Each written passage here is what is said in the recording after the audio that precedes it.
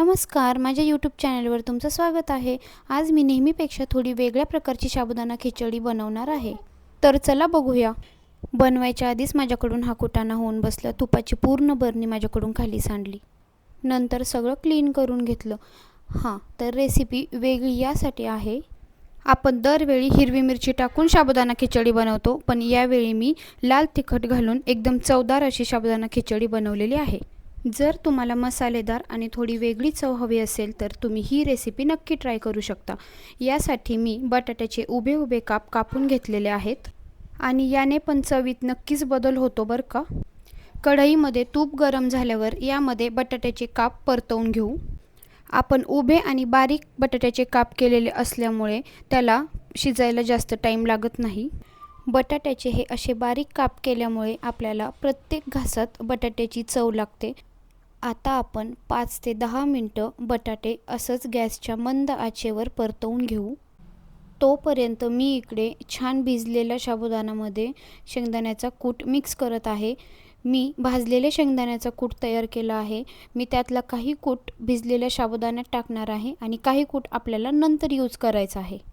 भिजवलेल्या साबुदाण्यामध्ये कूट टाकून हे सगळं मिश्रण एकजीव करून घ्यायचं आहे आणि साबुदाणा व्यवस्थित भिजलेला असेल तर ही खिचडी बनवायला फक्त 5 मिनिटं लागतात। यामध्ये बटाटे आणि शेंगदाण्याचा कूट थोडा जास्त टाका। बटाट्याचे काप पूर्णपणे शिजले आहेत। आता चवीप्रमाणे तिखट टाकून घ्या आणि उरलेला शेंगदाण्याचा कूट पण त्यामध्ये टाकून द्या। आपण साबुदाणा टाकल्यानंतर पण लाल तिखट त्यामध्ये टाकू शकतो, पण बटाट्यामध्ये टाकल्यामुळे त्याची चव पूर्ण साबुदाण्याच्या खिचडीमध्ये मिक्स होऊन जाते। आता हे सगळं मिश्रण एकजीव करून घ्या। सगळं छानपैकी मिक्स झाल्यानंतर त्यामध्ये चवीप्रमाणे मीठ टाका। ही खिचडी बनवायला इतकी सोपी आहे की एकदा ही पद्धत पाहिली की दरवेळी खिचडी परफेक्टच बनेल। आपण खिचडीमध्ये लाल तिखट घातल्यामुळे त्याला खूप सुंदर असा रंग येतो। तुम्ही यामध्ये थोडंसं लिंबू पण टाकू शकता।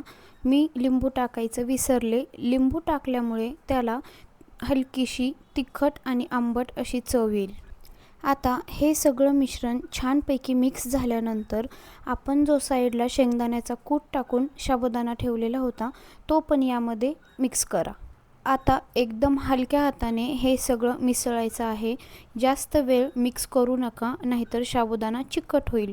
कारण ऑलरेडी आपण जे बटाटा टाकलेला आहे तो पण पूर्णपणे शिजलेला आहे आणि साबुदाणा पण मी रात्री भिजत घातलेला होता, त्यामुळे तो पण छानपैकी मोकळा झालेला आणि मस्त फुललेला सुद्धा।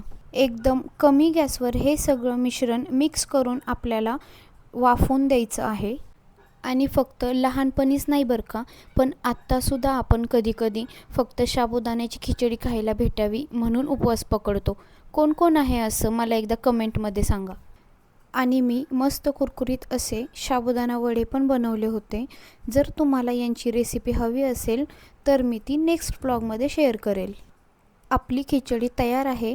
मी यावर लास्ट 1 मिनिट फक्त झाकण ठेवून वाफवून दिली आहे आणि तुम्ही बघू शकता आपली सुंदर मोकळी दाणेदार अशी चविष्ट साबुदाण्याची खिचडी तयार झालेली आहे आणि याला कलर पण किती छान आलाय।